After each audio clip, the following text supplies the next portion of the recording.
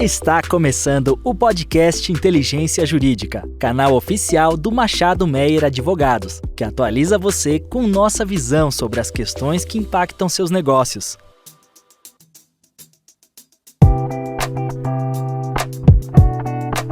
Olá a todos e todas, bem-vindos ao nosso boletim tributário do Machado Meyer. Vamos conversar hoje, mais uma vez, na verdade, um segundo capítulo sobre o tema das subvenções, que estava na pauta de ontem para ser julgado no Superior Tribunal de Justiça. Já fizemos uma primeira rodada de conversa há cerca de uma semana para antecipar, introduzir os principais temas, expectativas com relação a esse julgamento. Esse julgamento aconteceu. Estou aqui hoje com Celso Costa, sócio da área tributária do Machado Meyer, e Janaína Castro, nossa advogada responsável aqui pela todos os bastidores aqui, uma atuação muito firme lá no Superior Tribunal de Justiça, que acompanhou também junto com a gente todos os acontecimentos desse julgamento, para a gente bater um papo e poder trazer para vocês as peculiaridades e entendimentos com relação ao assunto.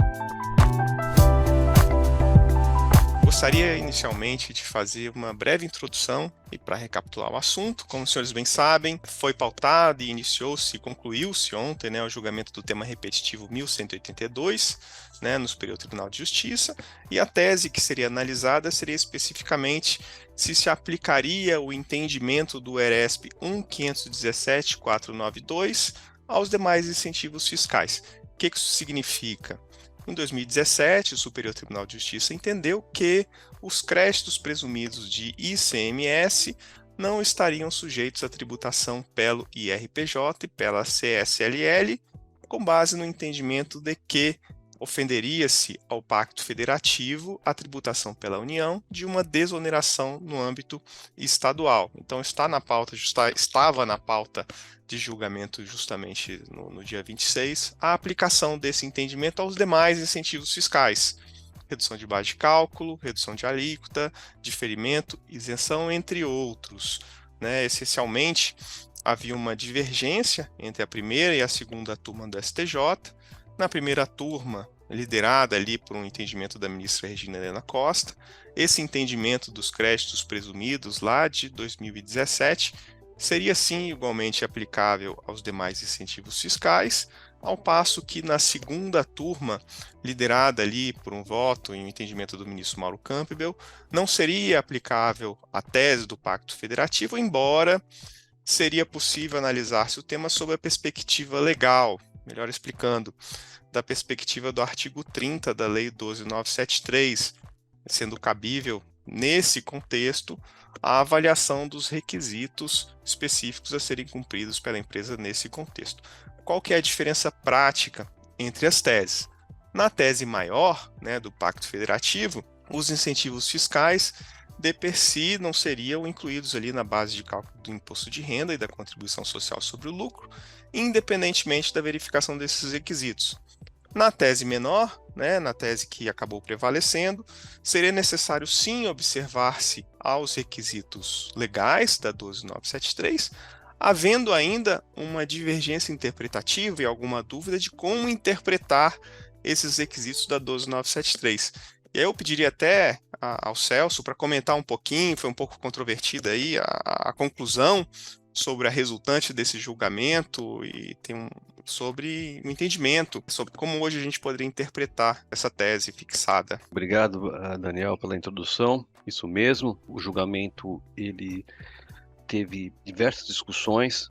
Nossa colega Janaína daqui a pouco vai trazer para nós os bastidores com muito maior riqueza de detalhes, mas foi feita sim a diferenciação entre a tese que envolve a concessão de créditos presumidos, que tipicamente está atrelada a subvenções para custeio e subvenções para investimento, e nessa hipótese, em razão do Pacto Federativo, como bem salientado por você, imunidade recíproca e autonomia e igualdade dos sujeitos políticos, entende-se que não há a possibilidade de impor o imposto de renda e a contribuição social sobre os valores concedidos a esse título. Já no caso dos demais incentivos, a interpretação voltou-se para outros normativos que não os princípios constitucionais. Melhor explicando, o foco da atenção no caso dos demais incentivos, que incluem isenção, redução de alíquota, redução de base de cálculo, diferimento,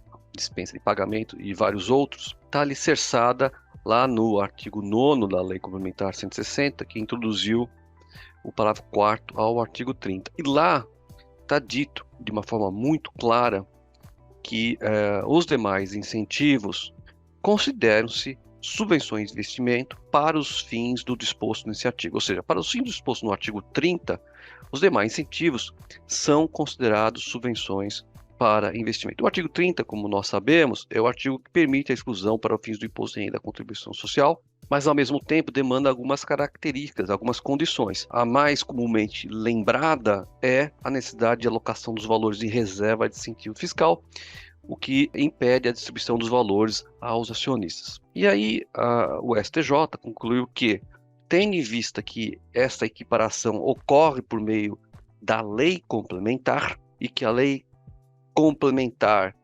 ela inclui o parágrafo 4º e faz ainda menção às condições desse artigo, que, portanto, haveria de se aplicar o artigo 30 na sua íntegra. Em resumo, dizendo de uma forma bastante objetiva, os contribuintes têm o direito de não tributar os valores dos demais incentivos fiscais, ou seja, redução de alíquota, redução de base de cálculo, isenção, alíquota zero, diferimento e etc., desde que os valores sejam alocados às reservas de incentivos fiscais. O julgamento também diz que essa observância é decorrente do próprio dispositivo legal e também traz uma parte que cabe ao fisco verificar se os valores foram investidos na viabilidade da empresa. Essa frase que foi dita no julgamento, e nós precisamos aguardar a formalização do acordo, pode ou não estar atrelada a essa condição de fazer as reservas, né? Porque, tipicamente, para quem milita na área do imposto de renda, o simples alocamento dos valores para a reserva significa que os valores são mantidos na empresa. E por serem mantidos na empresa, foram investidos na viabilidade econômica do empreendimento. No passado, no entanto, era comum a discussão onde o fisco ele investigava se a empresa tinha alocado os valores das subvenções a investimentos em ativos fixos, por exemplo. Então aqui é um ponto que nós vamos ter que aguardar a formalização do acordo para ter uma compreensão melhor aqui do tema. Obrigado, Celso. Só aqui reforçando um ponto e comentando aqui que a tese ela foi firmada em 3 itens, né? O ministro relator Benedito Gonçalves, ele, como o Celso comentou, ele afastou a tese do Pacto Federativo, remeteu aos termos de lei, fez um ajuste na nossa interpretação, né? Obviamente a gente está esperando a formalização do acórdão, mas ele fez inclusive menções à equiparação da subvenção para custeio, à subvenção para investimento de uma forma bastante assertiva ali no decorrer do voto, dando a entender que foi acatada plenamente a equiparação trazida ali pelo parágrafo 4º do artigo 30 da 12973, que foi trazido, por sua vez, pela Lei Complementar 160. Né? Isso porque tem uma dúvida que foi gerada no contexto da introdução desses dispositivos, porque quando ele dizia, né, atendida às demais condições do presente artigo, alguns faziam a interpretação, especialmente a Receita, de que o caput daria a entender que, ainda que houvesse essa equiparação, ela só seria possível desde que o incentivo fosse concedido num contexto de implantação e expansão de empreendimentos. Isso, obviamente, restringe muito a ideia da equiparação plena que foi trazida pela Lei Complementar 160. Então, o que foi dito na tese? Esses 3 tópicos, inclusive, foram alcançados após uma interação, né, entre o voto do ministro Benedito e o voto do ministro Herman Benjamin, que fez um destaque, né, que foi ali compartilhado com os demais ministros, e o ministro Benedito incorporou ao seu voto, né, na sugestão da tese. Evidentemente, quando ele mencionou esse destaque, ele apenas relatou a conclusão do item que se pretendia inserir aqui na tese, que é o item 3 que eu vou comentar. Quando for disponibilizado esse voto, provavelmente a gente vai ter mais elementos para esclarecer, mas em linhas gerais, né, item 1 da tese, foi dito, é impossível excluir os benefícios fiscais relacionados ao ICMS, tais como redução de base de cálculo, redução de alíquota, isenção, diferimento, entre outros, da base de cálculo do IRPJ. Primeira afirmação, então, não se aplica automaticamente a tese da imunidade recíproca.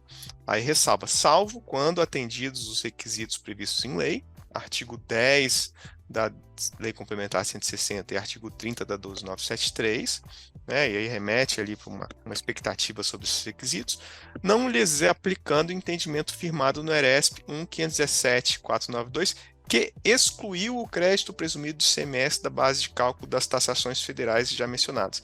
Tem uma ressalva aqui importante, né, porque ao mesmo passo em que ele está dizendo que não se aplica o entendimento firmado no ERESP sobre crédito presumido, ele está, de certo modo, e com uma clareza, afirmando que aquele entendimento está mantido para crédito presumido. Como as empresas já nos questionaram, foi revisto o entendimento para crédito presumido, quando falou entre outros incentivos, estão sujeitos à Lei Complementar 160, e o nosso entendimento é não, que a leitura sobre o crédito presumido foi mantida aqui no seu entendimento originário, né? Isso vem desde o contexto da afetação, que era confirmar se o entendimento lá de 2019 para crédito presumido se estenderia aos demais, né? Então, o entendimento do crédito presumido é premissa, mas não resultado do julgamento. Então, entendemos que está mantido e não foi revisto, né?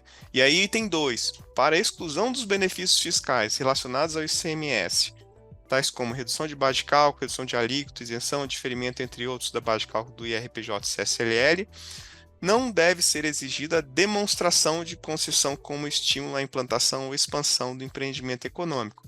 Está aqui um elemento da discussão, né, que está ali subjacente ao voto do ministro Benedito, justamente de afastar essa integração necessária àquela suposta interpretação do caput na linha de que se equiparou subvenção de custeio a investimento, mas desde que o programa de incentivo tivesse anunciado num contexto necessário para implantação ou ampliação do investimento. Isso foi afastado, tá?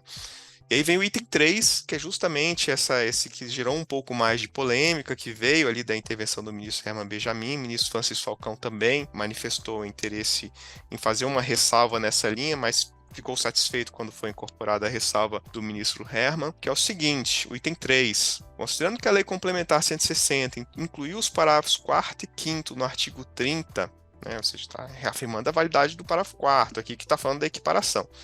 Sem, entretanto, revogar o disposto no seu parágrafo 2º, já vou explicar o que diz ele, a dispensa da comprovação prévia pela empresa de que a subvenção fiscal foi concedida como medida de estímulo à implantação ou expansão do empreendimento econômico, não obsta a Receita Federal de proceder ao lançamento do IR e da CS, se em procedimento fiscalizatório for verificado que os valores oriundos do benefício fiscal foram utilizados, aí vem a parte mais polêmica, para finalidade estranha à garantia da viabilidade do empreendimento econômico. Peço até desculpa aqui, que é uma leitura um pouco longa, mas traduzindo em miúdos, né, está dizendo, olha, estou dispensando ali que o incentivo seja para implantação ou expansão, mas será necessário verificar se essa implantação se essa utilização do incentivo foi para a finalidade do empreendimento econômico. A gente acredita, né, que essa parte ainda vai ser sujeita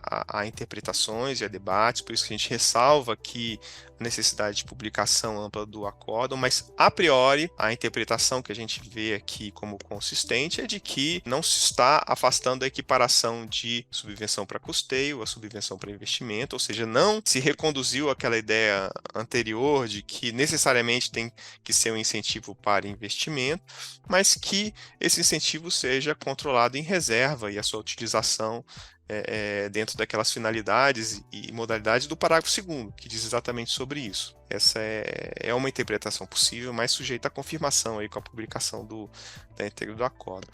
Mas comentando um pouquinho sobre toda essa dinâmica dos julgamentos, eu queria pedir para a Janaína falar um pouquinho para a gente. Foi um julgamento bastante conturbado ali, né? Enfim, teve uma suspensão, uma ordem de suspensão do Supremo Tribunal Federal, e as empresas estão até indagando aqui o que esperar, né? Está eficaz, não está eficaz essa decisão que foi tomada ontem? O que a gente pode esperar de publicação do acórdão? Quando que aconteceria aqui a publicação dessa íntegra? E o que esperar também dessa pauta aí do Supremo Tribunal Federal. Janaína, você poderia comentar um pouquinho para a gente? Oi, Daniel. Oi, Celso. Olá, pessoal. Tivemos uma quarta-feira, né, em comum para muitos, ou para quase todos aqueles que militam há muito tempo no STJ. Embora o julgamento tenha sido unânime, houve várias incertezas a respeito da continuidade do julgamento, ou se ele poderia, inclusive, ter se iniciado em razão de uma decisão liminar proferida pelo ministro André Mendonça, nos autos do tema 843 do STF. Para aqueles que não se recordam, esse tema ele trata da incidência de PIS e COFINS sobre o crédito presumido de ICMS. Esse é um julgamento que foi suspenso ou renovado, né, em razão do destaque do ministro Gilmar Mendes, já com maioria formada, acolhendo a pretensão dos contribuintes para afastar a incidência do PIS e da COFINS sobre o crédito presumido, tal como já também entende, né, o STJ. No entanto, teve esse destaque, o ministro Marco Aurélio, então relator do tema 843, se aposentou, sendo substituído pelo ministro André Mendonça. No dia 24, a ABAG, que é a Associação Brasileira do Agronegócio, apresentou um pedido de amicus curiae nesse caso, e esse pedido ainda até então não tinha sido analisado. Já no dia 25, um dia antes do julgamento, a ABAG apresentou um pedido de efeito suspensivo ou uma medida cautelar, objetivando que o STF suspendesse o julgamento do tema repetitivo 1182, tendo em vista que haveria uma relação de prejudicialidade entre as discussões ou o caráter constitucional da questão a ser enfrentada pelo STJ, em especial em razão da alegação de violação ao Pacto Federativo. Pois bem, no dia 26, já na quarta-feira, o julgamento chegou a ser apregoado, mas em questão de ordem da tribuna, um dos advogados comunicou ali aos ministros a existência dessa decisão liminar proferida pelo ministro André, que determinava não só a suspensão do julgamento, mas caso o julgamento tivesse sido iniciado, que fosse a suspensão da eficácia, né, dos efeitos desse ato processual. O relator, o ministro Benedito, estava na iminência de ler o relatório, decidiu que deveria se prosseguir o julgamento, tendo em vista que o STJ ainda não tinha sido intimado a respeito dessa decisão cautelar. Prosseguiu-se, então, com algumas sustentações, e depois, na sequência, o julgamento foi novamente interrompido para deliberações internas da Corte, e, por fim, retomado em definitivo com a decisão de prosseguir com o julgamento, já com o STJ intimado. O ministro-presidente da primeira sessão do STJ, o Sérgio Cuquina, destacou que o STJ estava intimado naquele momento da decisão. No entanto, como a decisão liminar ela tinha uma previsão de que, na hipótese de iniciado o julgamento, haveria somente a suspensão, né, dos efeitos, e não teriam, então, um descumprimento ali dessa decisão do ministro André Mendonça. O julgamento prosseguiu, como sabem bem, até porque foi concluído e fixadas essas teses, e surgiram algumas dúvidas, né, a respeito dos efeitos do julgamento do tema repetitivo e se ele tá válido ou não. Acho que o primeiro ponto que é importante destacar a respeito disso é que, diferentemente da repercussão geral, em que a mera publicação da ata de julgamento com as teses fixadas já pode ser aplicada imediatamente nos casos idênticos, nos recursos repetitivos, o CPC determina que deve-se aguardar a publicação do acórdão para que as teses ou o entendimento fixado no recurso repetitivo seja aplicado imediatamente nos demais casos. Então, de todo modo, já seria necessário se aguardar a publicação desse acórdão. Não obstante a ausência de publicação do acórdão, tem-se essa determinação do ministro André sobre a suspensão da eficácia, né, do julgamento do STJ. Então, essa medida cautelar, ela vai ser submetida ao plenário do Supremo Tribunal Federal. Já tem data marcada para julgamento do referendo dessa medida cautelar. O referendo é se o plenário, os demais ministros, acolhem ou não a liminar deferida pelo ministro André. A sessão virtual ela está marcada para o dia 5 a 12 de maio, quando então teremos noções claras a respeito da manutenção ou não dessa suspensão dos efeitos da decisão do STJ. Também, tratando da questão da publicação do acórdão, o STJ tem como praxe não demorar muito na publicação dos acórdãos.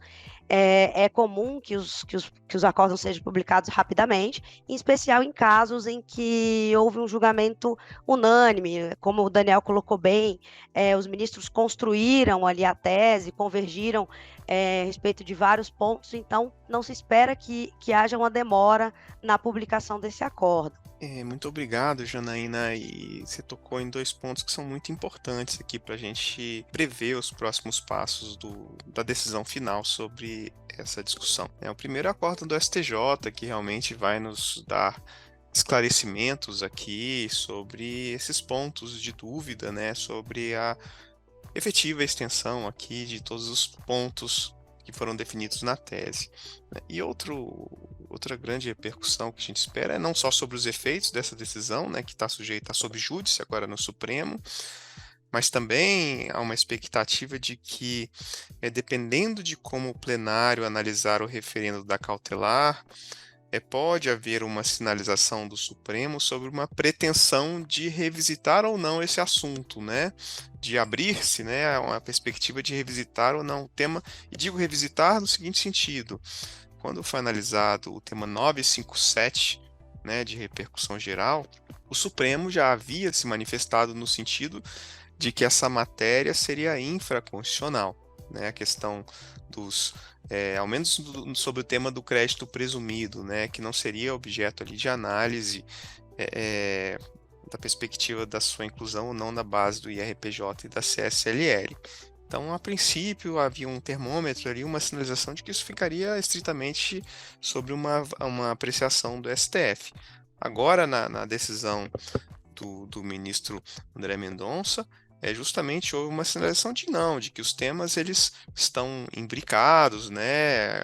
A análise lá daquele tema de repercussão geral, o 843, que tratava de subvenções na base do PIS e da COFINS inicialmente, sinalizou o ministro André Mendonça que pode ter ali um intrincamento, né, com o tema das subvenções na base de cálculo do IR e da CS também, né? Então, a depender de como venha a ser analisado esse referendo no plenário do Supremo, podem haver indicativos sobre uma expectativa do próprio Supremo revisitar todo esse assunto no seu mérito, né? Mas avançando um pouco mais aqui sobre os nossos temas que a gente separou para conversar hoje, eu acho que vale a gente refletir sobre a pauta do Poder Executivo, né? Enfim, antes do julgamento foi sinalizado que o próprio ministro Haddad visitou, né, o gabinete do ministro relator para despachar as razões da Fazenda Nacional também com relação a esse assunto, e uma intenção de se introduzir uma alteração normativa, né, sobre o tema das subvenções.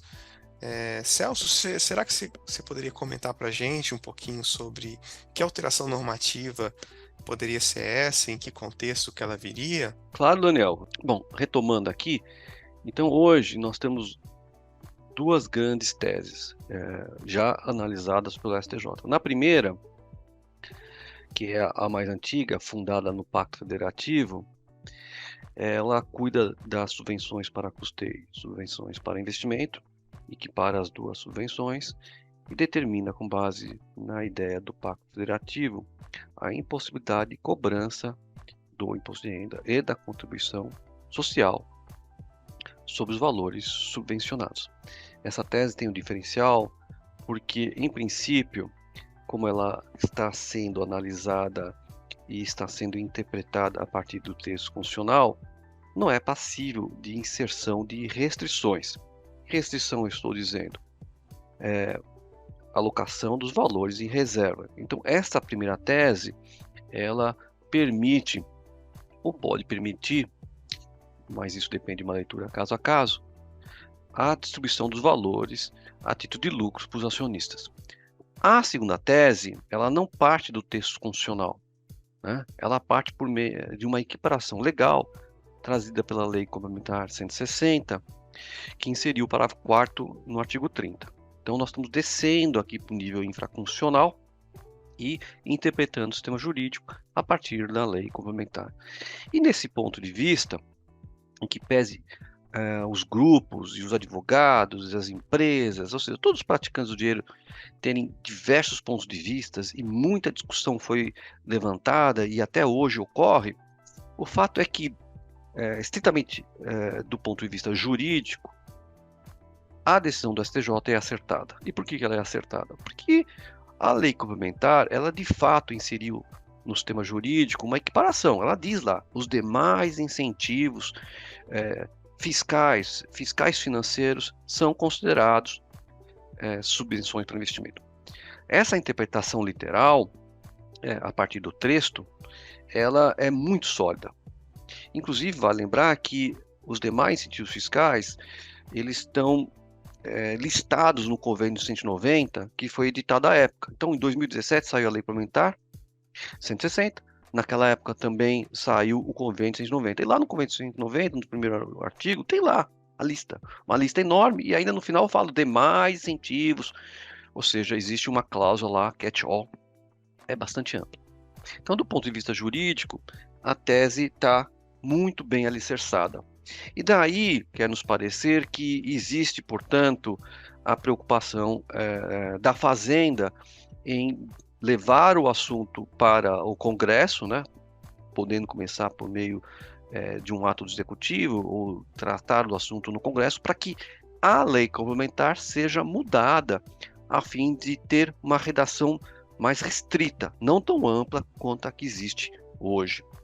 Essa é a ideia, é o que nós imaginamos sobre o tema, né? Então, mas se me permite, Daniel, eu acho que vale a pena aqui trazer nesse momento aqui uns outros pontos de reflexão sobre essa tese, né? O primeiro deles diz respeito ao dimensionamento da exclusão que será feita na base de cálculo do imposto de renda da contribuição social. O que eu quero dizer? A tese fixa no mundo jurídico a ideia de que os valores dos demais incentivos não serão tributados na base de cálculo do imposto de renda e da contribuição social. Mas logo em seguida surge a seguinte questão: qual é o valor da exclusão? Como é que se faz a exclusão? Né? Esse é o novo campo, é um campo onde deve haver alguma discussão, né? Por quê? E vou pegar aqui um exemplo, né? Uma redução de alíquota de 18% para 4%. Quando as mercadorias elas são alienadas, vendidas pela pessoa jurídica, a nota fiscal já sai com 4%. Portanto, como é que se dimensiona a exclusão que vai ser feita? Como é que se calcula? Se equipara com uma saída tributada normal a 18, a 12, e aí identifica-se essa redução e a partir desse conceito de comparação passa-se a fazer um valor de exclusão? Como é que se implementa isso na contabilidade? Trazemos os elementos do CPC 07, que trata as subvenções, que em determinado momento até fala de débito e crédito resultado. Então, a partir de agora, a partir dessa decisão do STJ, abre-se um novo campo que precisa ser estudado caso a caso, a depender de como foi construída a ação do contribuinte, e mesmo nos casos onde não há ação, onde o contribuinte vai implementar a partir desse posicionamento em sede de recurso repetitivo para todos os contribuintes, como a implementação disso vai ocorrer? Né? Vale a pena uma reflexão, vale um aprofundamento no estudo, porque nesta seara, a partir de agora, é possivelmente onde as autoridades vão focar, é possivelmente onde as autoridades, tendo em vista que a tese foi fixada e, em princípio, não pode ser rediscutida, observados esses comentários que os colegas Janaína e Daniel Peixoto fizeram, é onde muito provavelmente as autoridades vão passar a questionar e levantar possíveis auto-infração. Então vale a pena ter e fazer um estudo bastante detalhado acerca de como implementar isso. O outro ponto é a questão da retroatividade, né? Seria possível retroagir e levantar os valores pagos devidamente a maior em razão da ausência de exclusões que foram feitas na base de cálculo do imposto de renda da contribuição social? Esse aqui é um tema que também merece um estudo, né? Não está na tese, mas a partir do momento que a tese foi fixada, merece uma reflexão aprofundada. Há necessidade de retificar as declarações de imposto de renda, O que faz nos casos em que a empresa já distribuiu os lucros? Será possível ainda constituir a reserva? E se a empresa estava no prejuízo, seria possível agora, quando a empresa sai da situação do prejuízo, paulatinamente recompor a reserva? Então, abre esse outro campo de discussões aqui, que vale a pena uma reflexão por parte da empresa. E também tem outras questões aqui que estão no entorno sempre do tema da subvenção, que é: tributa-se esses valores para efeito de PIS e COFINS? O que será feito a partir de agora com relação a essas exclusões? Se essas exclusões elas foram configuradas como receitas no resultado, a partir da ideia, por exemplo, de débitos e créditos em contas de resultado, se o valor se identifica como receita, também teria a possibilidade de ser excluída a base de cálculo do PIS e COFINS. Então, há um conjunto de possíveis pontos de indagação que merece uma reflexão a partir de agora sobre o tema. Muito obrigado, Celso, pelas considerações aqui sobre, enfim, o que esperar, né, até em termos de implementação prática da decisão. Sigamos acompanhando aí os próximos acontecimentos. Acabamos de saber também que a Fazenda Nacional pediu uma reconsideração na cautelar do Supremo, né, da medida do ministro André Mendonça. Agradecemos a todos e até uma próxima, e ficamos à disposição de todos para o que pudermos ajudar no debate sobre esse tema bastante rico. Obrigado. Obrigada.